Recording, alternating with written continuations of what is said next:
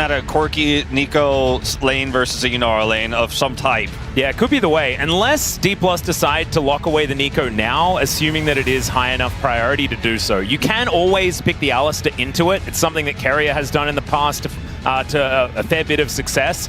And I don't know whether you'd want to just blind pick Alistar here, because I don't think that you're going to stand much of a chance in that lane regardless here for DPLUS, but definitely not if you're taking a cow down there. It's so clear that this entire decision this is cute. Is being made by Smash, right? Like, you see the camera shot, you see the angles, you see CV Max trying to give him his take, and Smash ultimately makes the call. He's going to pull out the Ashe. Now, this doesn't necessarily have to be Ashe Seraphine, and Ashe Seraphine will be gone for the rest of this series, so throwing the gauntlet down early here, but it sets up Orianna combos really well if you can hit anyone with an arrow. Yeah, obviously the Xin Zhao is going to absorb a lot of that pressure, but really any other target here feels great. Wow! Pulling out the Zeri straight up here with a Zeri Yumi into a face-up Ashe Seraphine? Okay. Isn't that just complete suicide?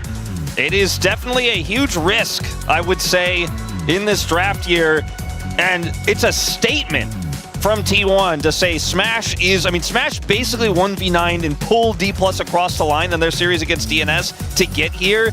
And FaZe and Keria are like, yeah, we like to just tangle with this guy. We think we're strong enough, we're better than him enough. Didn't look so great when he debuted it this season. Let's get on the Rift here for game number 1.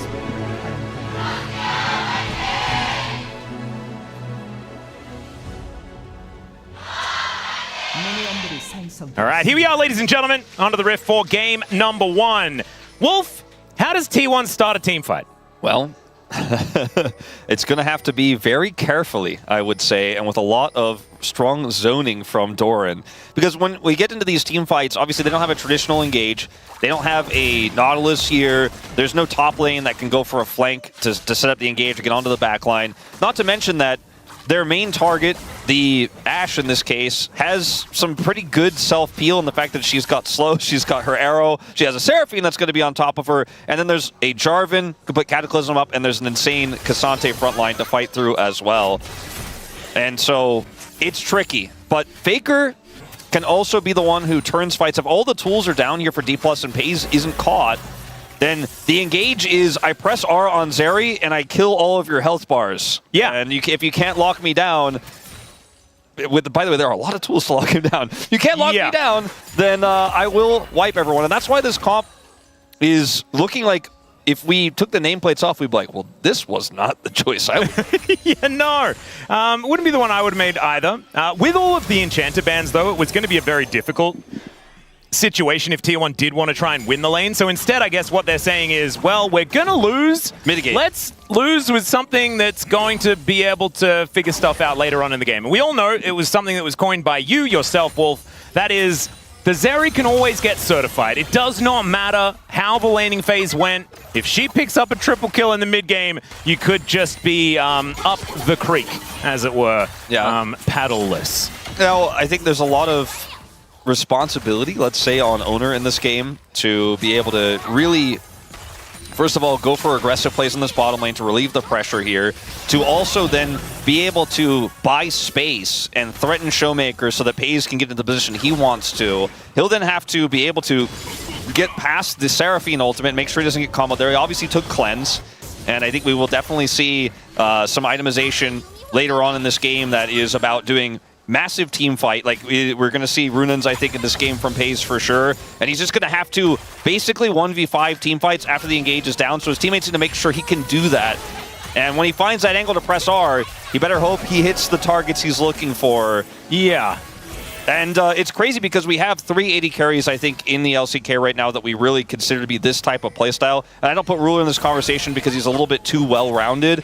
But we have FaZe, right? We have Smash, and we have Diablo. Yeah. Guys who are like, I am going to make the crazy play.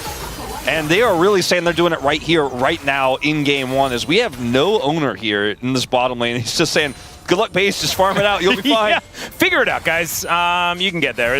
We do have the Jarvan going back home, so no gank here or dive or anything like that here for DPLUS. And as you can see, T1 actually doing just fine down here on this bottom side of the map. Better than I was expecting. Only a 3 CS gap as that wave is crashing forward.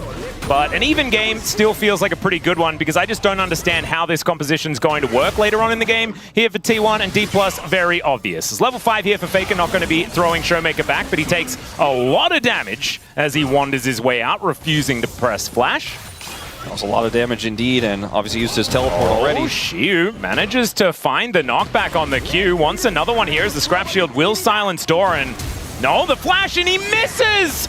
Oh no, Xiu takes 2 turret shots for his trouble as well. That is not what you wanted to see. However, Doran did have to flash to get himself into that position. And so I guess no harm, no foul, and Xiu just going to go back home. Yeah, it felt like a big missed opportunity there for Xiu, however, as that's going to be a bit of a split back for Career. I like that though. He managed to protect Smash's back as Faker going in once again. Another Dissonance doing a lot of damage here as the Clockwork do be winding up. Faker taking a fair bit of damage from those autos. And that was, I think, not ideal for Faker there after getting such a nice advantage moments before. Showmaker didn't flash, as you pointed out, so now he has to completely leave. And Lucid is actually coming up here, see if he can find something. Oner nearby. A tiny window. No way, no way. There's no chance. He finds the flag. That's just an interrupt, though. Oh, I really thought that he might be going in there to try and stop him, but that's huge still. Yeah, this is the thing. Delaying the back is actually almost as much damage as now I think he's either going to have to stick around or sacrifice a bunch of these minions. There's a cannon here as well. This means Oner has to stay in the area for Faker to get this cannon wave. And he doesn't even get the cannon. Oh, it's painful. Yeah, he gets the experience from it, which is obviously extraordinarily important. However, not being able to get that money is a big deal. Showmaker almost a wave ahead right now. I think the biggest win here for T1, anywhere is that, well, obviously Doran living on the top side was pretty huge, but that FaZe and Keria have been able to hold their own here. Like, they are dead even in CS in this lane. This Yuumi pick is absorbing a lot of the pressure. The shields have been able to get a lot of value here thus far. And so even though Oner's been a little bit busy, hasn't actually given them any attention down there. They are just totally self-sufficient. And with Yuumi, that often is the case in tough lanes. If you play really well and you play really carefully, you don't take bad trades, you can stave the pressure off, but you're never going to have prio.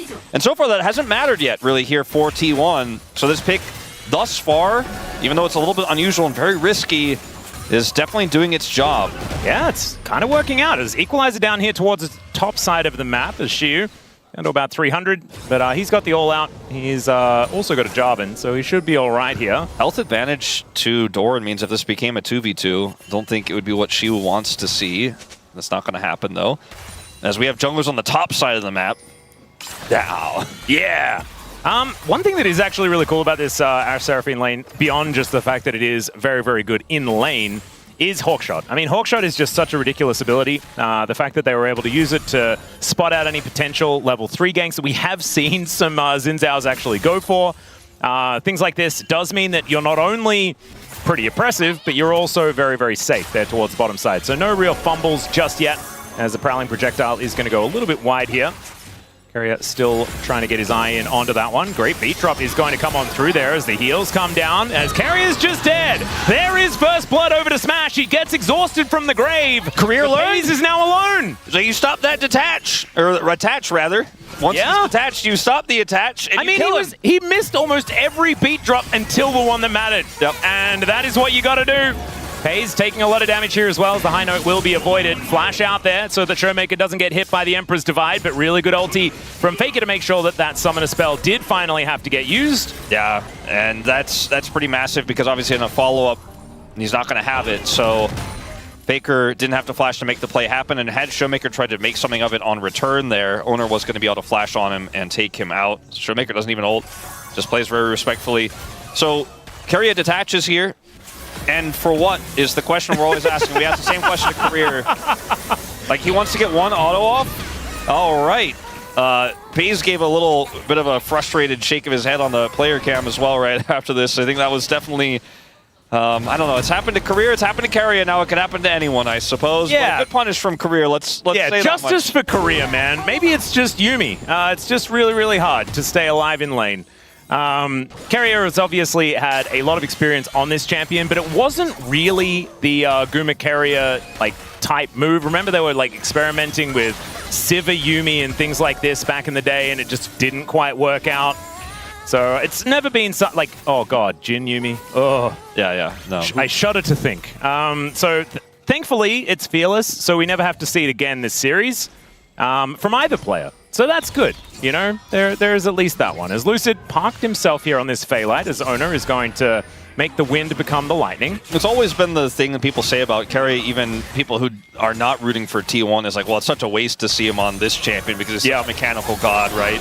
But then also on the Yumi, just decides to try to be a mechanical god and then get rooted and unable to attach. You just need to prowl your projectiles. just stick with that. As Arrow going to connect, there's no cleanse here for Pays, but not a whole lot more. Final chapter is going to come on down. And Keria does make sure he mitigates any sort of dive attempt. Oner going to be able to take some crab towards his top side of the map. And we've got some grubs that are up and available as well. No one really taking a bite out of them just yet. I mean, even though it's been perma, Prio is no flash. Yeah, Emperor's Divide comes down. Now Oner looking to make his way in. There is a Shockwave to try and buy some space, but I mean, there is a Rumble there. Yeah, and he's got TP, so he can just go straight back to the top lane after this back two and should be able to catch this wave. Doran is making plays on both sides. He's going to get this one, but that was as elementary as we set up when we talked about Showmaker being down his flash. Oner's in the area. They knew this, and Showmaker just plays really greedy. Gets punished here as Faker just kind of casually walks up and is like, okay, I guess you're dead. Yep. He's like, oh, you got me? And he's like, yeah. And he's like, okay, I'll shuffle him. Yeah. Remember that flash that I got before? Well, my ulti's back off cooldown, so you're dead. And that is kind of how this matchup can work. Unless you do have a lot of support from the jungle. Lucid was not quite there, and therefore Showmaker is not going to survive. He is, however, still ahead in farm, so not doing too bad. As we have Lucid coming down towards his bottom side. Yeah, we really haven't seen that much jungle attention from Lucid despite the massive amounts of prio that they've had in this bottom lane. Like, we haven't seen a dragon get taken just yet. They haven't really set up big dives. They had an opportunity earlier on but didn't commit fully. Now Oner has the time to come down here, and there's a lot of vision, so they're not going to be able to get the punish here onto Smash and Career. We may have a delayed 3v3 here, but the fact that T1 are even in farm despite Yumi dying, despite the fact they're playing into Ashe Seraphine, means this pick is working out incredibly well so far for them. And just don't know if DPLUS have utilized this bottom lane as well as they would have liked to. As Faker here is just like, shuffle, and he's like, yeah, he still doesn't have flash. Yeah. He waits for Showmaker to see if he's going to go for the ult first, and then Showmaker doesn't. He's like, okay, well, you're dead now. And it worked that way. It was also not able to press Dissonance in time as well, and so Faker got to just like waddle up to him and managed to throw him on over. So really nicely played there, as there's an all-out here from Shiu. Let's see whether he can find Doran. Does have his flashback available, does have to use it. Shiu now has a flash advantage. 5 seconds until the equalizer's up again once more. Lucid clearing out some vision here as Pays with his static shiv already done. Haven't seen that item in what feels like years. I mean, you need it in this early game to be able to clear waves, and we are going to see a bit of a scuffle here around this dragon now. Oner avoids the root. They're going in. Yeah, gets the knock-up onto Lucid. Prowling Projectile is going to connect as well, but he flags and drags, gets himself out of there, was holding onto that for quite some time, and they're just buying time for Showmaker to push down this mid lane. A little bit off tempo was T1, and they do suffer for it. As the beat drop going to land once again. Arrow up and available here for Smash, but they want to hold on to it to make sure that they have that for any potential dragon fight. But the dragon has been started here by Oner, and it looks like DK have no real idea of going for it. Yeah, I mean, they just really can't. I think with the situation here for T1, the amount of damage they did in that initial salvo, Lucid taking so much means that they just can't contest, and if they try to, they might be setting up that Zeri moment you were discussing earlier. Yeah. Walking into that, even in this early game, Zeri's skirmish power is really powerful. Speaking of! Yep, Zeri looking for the angle as the cleanse comes out. It flashes the arrow gorgeously, and the encore doesn't quite work out. Prowling Projectile is going to miss, though, and the flash out from Keria will keep him alive, but now it is clean up Xin Zhao time, and in he goes. Picks up a swift double with the 3 Talon Strike. He had a Talon Strike left over after that one. Pretty nasty stuff here in the bottom lane. DPLUS. They thought, okay, well, we're going to give up the dragon, but maybe we'll be able to get a little bit more in the lane. And these angles for Pays, he was famous for it when he was on Genji on the pick.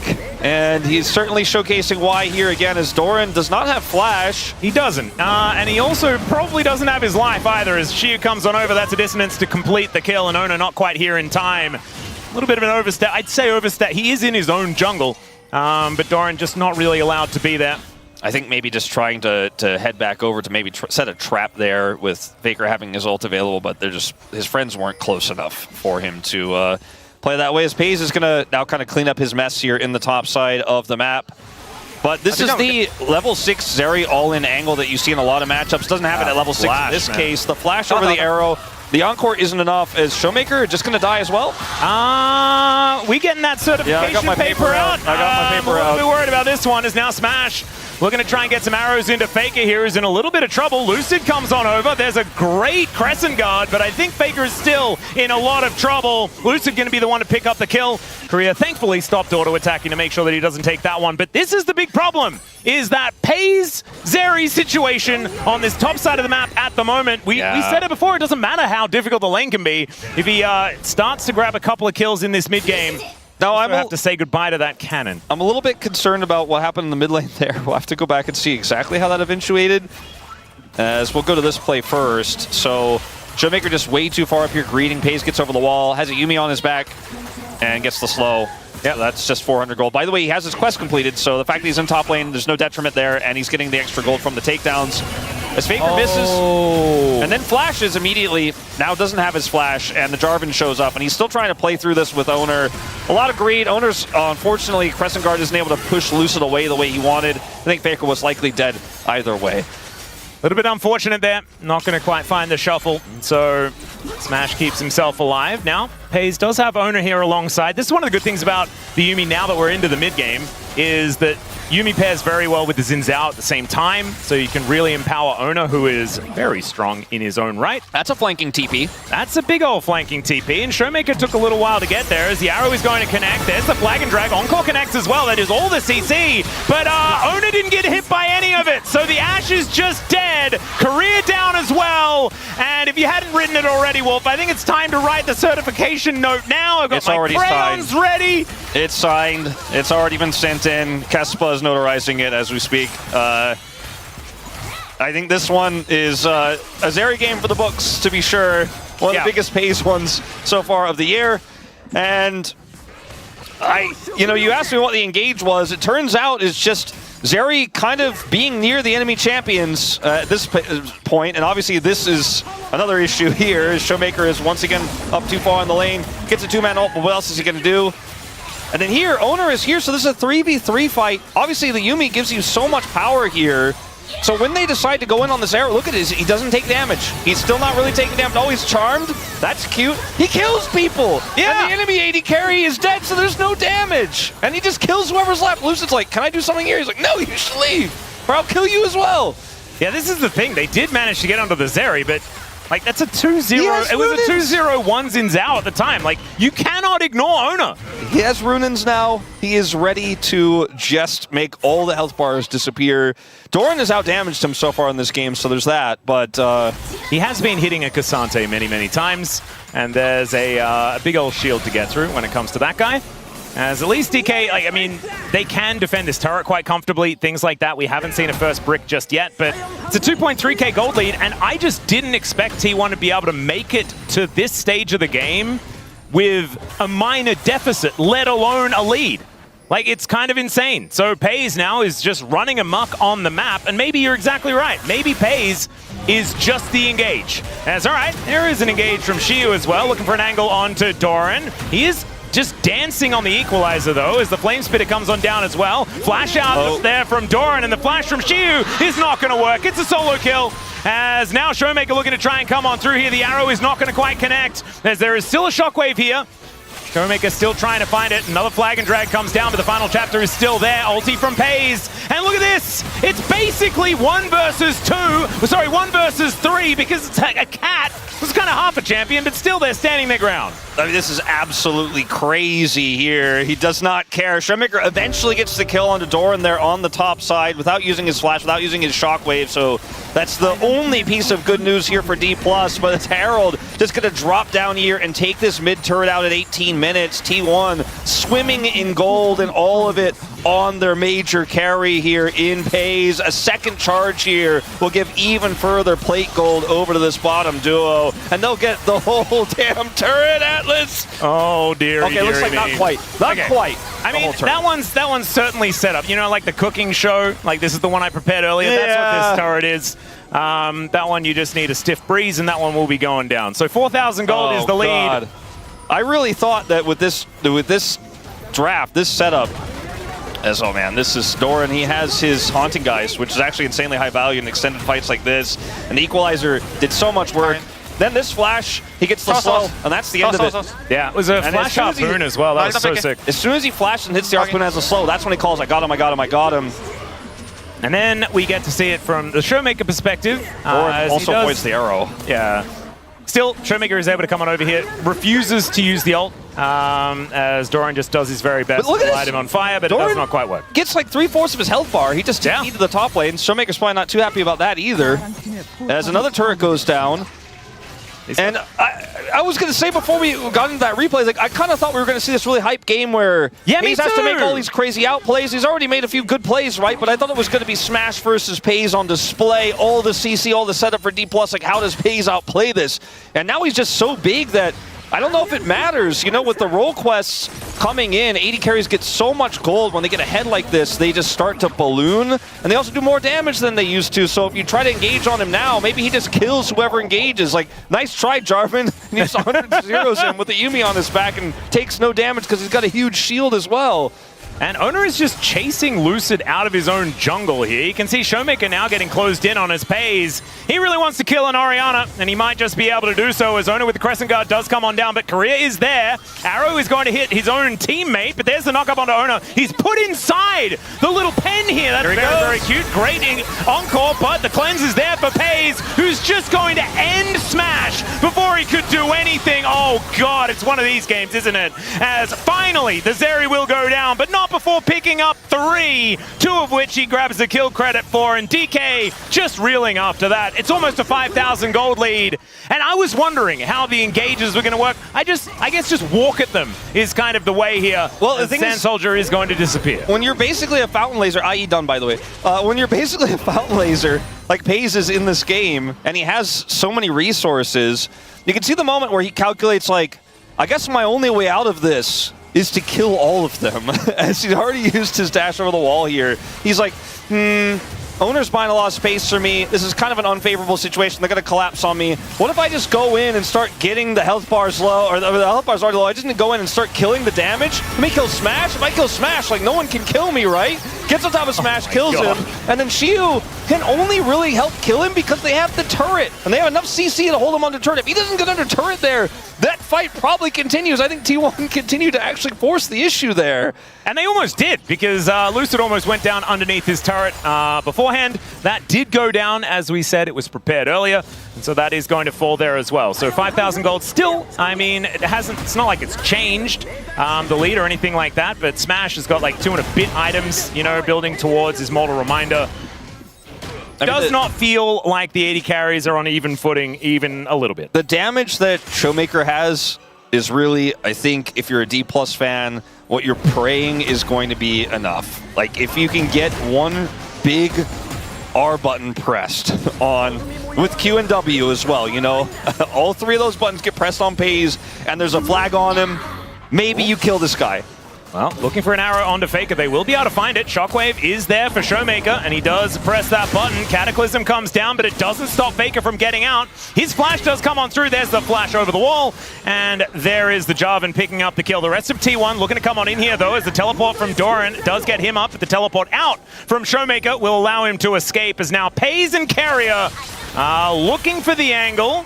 Extendo Beam, not quite going to find Lucid, but I think this Jarvan is still going to die. He's got exhaust. Turret here. Xiu does stand beside him, but Oner's going to be able to finish that one off. And now Xiu might be in a little bit of strife as well. Prowling Projectile doesn't quite work, as now the Crescent Guard. Oner is going to be taken down, but no! Immediately dead. This Pays guy just doing so much damage, as Xiu really wants to find it. There's the Q to finish him off, and now Doran comes in. He's has got the damage. Showmaker now gets missed by the harpoon though, and so now Doran could be in a little bit of trouble. Keria trying to make sure that he's as scary as FaZe, but it looks a little different here as Doran is going to get taken out. DK finally finding an angle in this game. Yeah, that was definitely a moment where Showmaker was like, "Shoo, careful how close you pull back that rumble towards me." That guy does a lot of damage as they do kind of eventually turn Doran into a pinball there and eliminate him.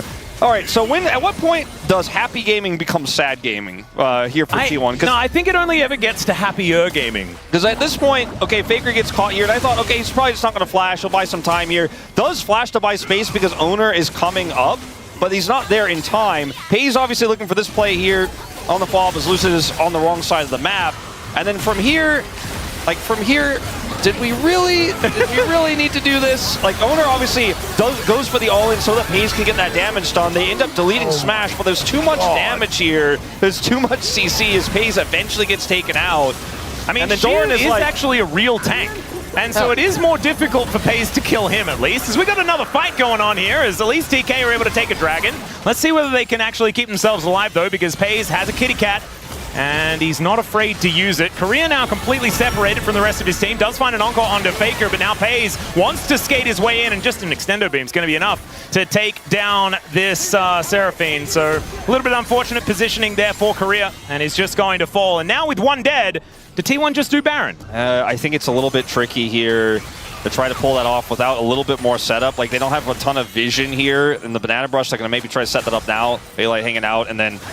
Or just go straight to it, I suppose. I guess it is T1, you know? Yeah. They have great turn here, right? When they do have Emperor's Divide, so there's that. Well, Shiu's not going to be too worried about that one. Is now looking for an angle towards Oner as they go for the turn. There's a shockwave, but it's only onto the Xin Zhao. Is now Lucid in a lot of trouble. Shiu dived forward, is now Paze possibly separated, or never mind, just in range to kill everyone. Oner somehow lives, and that is just 2 freebies here as DK are just going to have to sacrifice the Baron now. Paze is making a statement about his gameplay. I think he's making a statement about the state of AD carries in this meta. And with a Yuumi on his back, he just says, well, if you guys want to come to Baron, so be it. Yeah. Oh, man. This game is 1-12, by the way. Yeah, this is a... I want to call it a statement game, but I don't know what the statement is. The statement is, we can beat you no matter what. I think it's a list of statements here for T1. I don't know. They look for Oner, like, look at Paze's positioning, okay? He's just like, okay, use the engage. There's no engage. Oh, Cataclysm, I'm not, thank you. You put the guy close to me. I like to shoot him. And the rest of the team is like, well, we can't keep fighting him. I guess we have to leave or he kills everyone. So I guess we'll just let them have Baron, and just a few kills. It was like 3 they got there in that fight. And now, Rebel Baron power play is sitting at 1,300, but there is still over 2 minutes left on that one. Inner turret still to go down here towards this bottom side of the map. There is one in the top lane there as well. And don't T1, look at the numbers if you're a DPLUS fan. Don't look at the numbers. This Paze situation is getting out of hand. He's going to take down this turret very comfortably. 4 items now completed. His Mortal Reminder is done, as now Faker could be in a little bit of trouble. The Bash Bros moving on over, but Lucid decides he doesn't really feel like it. And they need to get to this bottom lane, otherwise they may just lose the game. Ace has cleanse, so how do you kill him? I mean, there's a Mikhail's there as well. He's got 2 cleanses. Yeah. How do you kill him? Let's see if DPLUS can solve the riddle. Sometimes, you know, there's these riddles that seem impossible, but there is often a way. Is it a trick question? I just never know them. Is it a trick question, maybe? Well, Arrow is going to connect onto Faker once again. Kill the other one! Does find a little bit of an angle. Can go all out here as well as they pull Faker back. But he goes golden, and now Paze has made his way in. Emperor's Divide hits the air as Faker is going to get taken down by the volley. And now Paze is slowed up. Takes a lot of damage there at the same time as Lucid looking to keep himself alive. Keria almost dies as now Paze puts down the ulti. Doran gets in there with a flamethrower, but diving this turret is a little bit dangerous. Did Paze take damage before us? Never mind. The arrows do come on through, and Lucid gets through the base gate, and now without Paze, T1 should not be able to keep pushing forward. Oner and Doran there with their little kitty cat in tow are just going to have to get out. Okay, so bit far on that one. Not able to get out. For Paze, he does end up getting taken out there, and a lot of money does go into the pockets of DPLUS. There's still 7,000 gold behind. This game is silly, Wolf. It is a little silly, but in T1's defense in this moment, like, Faker obviously gets arrowed here, has his Sonya so he can buy space, because they don't have strong engage, they have to use the engage on the Faker as their engage. Like, that's a lot of CC down, that's a lot of cooldowns. FaZe is like, okay, this is my moment. I think I could actually clean this up here. Goes a bit deep. Let's just say Doran also, like, we didn't have to do this. We have a wave coming through. There's crystalline overgrowth on the turret, and the FaZe is unable to get over the wall here, which is the real crux of this, and that's the end of the push here for T1. So they do not actually break those inhibitor turrets. Had they played it slow, I think they absolutely do. But, you know, they don't have great engage, so they were like, look, let's just end the game now before any more shenanigans happen. Yeah, I feel like T1's engage is DK botching an engage. Yeah, that's kind of the way that they do it. That's kind of how it is when you get to be a comp like this that's pretty squishy. Has a Xin Zhao with GA now, so that's good for them. Totally healing and shielding. The Yuumi is like surfing low. Oh no! Oh dear. Yeah, Keria having a pretty good time, as we can see there. And I'm glad that we're seeing why this Yuumi was picked up earlier on in the tournament. It's looking like there is a good reason for it, because Keria has made it look pretty good outside of that one death in the early laning phase. Hasn't really, he's taking that one in stride. Let's just say that. As Arrow going to connect on a he's just taking all of these arrows. Shockwave comes on down as well, and just barely survives. More shielding and healing power. I was going to say that one's just going to add to Keria's stats there, as T1 looking for Soul Point. For Infernal Soul with his composition. Yep, and there's a teleport so Faker can get all of his health bar back and make his way back down again. Finally, the IE is done here for Smash, but man, I mean, if they had have got that kill, then it could have been 2 Drakes apiece. Faker has just been the you know, the arrow target, like at the practice range. You know, yeah, he's like Link's training. Yeah. But he doesn't actually have enough money to buy the Zhonya's outright just yet. I thought perhaps he did because he waited there in the base for a moment. So he doesn't have his Zhonya's back. There's still no stasis now, but didn't have to flash there. Didn't have to ult. So has both of those tools available. And it seems like we talked about how Faker could be one of the better types of engage here if this comp needs it, but him getting arrowed has been kind of the best thing for T1. Yeah, I mean, that's absorb the engage, and then that's the engage, you know? Yeah, I suppose that's how it's going to work when you have this much map control as T1. As FaZe is engaged look for it. There's the shockwave. They're going to try and blow him up as he pops down the ulti, and Lucid just doesn't have it. Finally, FaZe is going to go down, and Lucid will survive. Now, Shu not dancing on the equalizer this time, but not going to hit the Q either, as he's looking to try and take down Doran, putting that Iceborne Gauntlet to good use, and there it is. Solo Bolo in the bottom lane. Faker, and the Shiu Zante is coming up big. Yeah, Faker is playing a bit aggressively down here towards this inner, and it looks like he has enough friends to get out. They're not going to be able to follow up on this after that kill onto FaZe. They used everything there, so Faker knows he can actually push that one down. But I'm starting to feel like T1 are on a little bit of a timer here in this game, because like we said, you know, Showmaker is huge. Look at the healing that comes through as well, but there's so much damage, even the empowered autos from Seraphine. Like, you will get burst if you get caught by a combo as FaZe at this stage in the game, because before you were so much bigger than everyone else that they just would never be able to kill you, and then you would just melt everyone. But now you're actually killable, so you gotta be careful. Oner is just going to lose his GA. And I'm starting to wonder if T1 are ahead in this game. Is he going to taxi out using Keria? As the volley going to slow him down, so he is going to survive, so just loses the GA. But the jungler is now going to have to go home. No flash for Oner, and this should be a pretty relatively easy to play out, Baron. I mean, look at the damage from one extender beam. Well, if he didn't get hit by that, or if the shield was there before he got hit by it, might have been a different story. Yeah, T1 deciding, DPLUS deciding that this Zeri being alive is a big problem. I'm trying to quantify the game state, and it's really just like a binary, is FaZe alive or is FaZe dead, is kind of the game state. If he's alive, T1 are winning the game. If he's dead or nearly dead and not able to do damage, I think DPLUS are winning the game. Really have to watch out here, because the base was never broken, and T1 don't have permanent prio for this upcoming Dragon just yet. The Baron was not taken. That was defended by basically an extendo beam, as you said, from FaZe. If that Baron gets taken and DPLUS get map control, this lead doesn't feel as good as the numbers say at 5,000 at this point. It was much bigger earlier, but we're looking at an Ashe that's pretty huge. Look at Showmaker's build. That is not what FaZe likes to see. Showmaker is doing the damage this game. This is definitely not one of those Seraph's Embrace type builds. This is, yeah, we are storm surging all over the place. And so I kind of like it. I mean, it's not my favorite item, but Luden's Death Cap any day of the week. You love to see it. And he'll have a Void Staff or something like that, most likely coming up very, very soon. As Lucid keeping his eye on this Baron, making sure that T1 aren't just taking that one once again. And because this game has stagnated so much, that gold lead that T1 had has been cut in half. Yeah, it means very little, I think, when you look at the grand scheme of things, because eventually everyone can kind of kill Pays when everybody gets big. And it's weird to think about think about Zeri and Yuumi as kind of a snowballing win con. That isn't necessarily the case, but with everyone else getting so large in the burst and all of the engage tools we talked about, I mean, the problem is there's just no CC on T1's side, they can't lock people down, so Pays has to survive till the end of the fight. Unless someone just overextends. Never mind, Faker is hit by an arrow once again. And will be able to escape. Never you mind. Xiu now looking for the angle, though, as Pays just dashes out of the way. Doran coming on forward, and is this the DK's engage is our engage type engage? The Seraphine also has the Diadem completed and Moonstone Renewer, and I mean, Smash is ready to fight. He's ready to almost go toe-to-toe with Pays if they have the setup, if they have the CC. Oh, they are still looking for it here. The equalizer is fantastic. Xiu able to soak it, though, as he goes all out, looking for the angle. There is the golden flamethrower, as Doran will try to help take down Xiu, and they will be able to do it, and now Pays finds his angle. Immediate double kill as he gets revenge on the bottom lane, and Showmaker is one dash away from dead.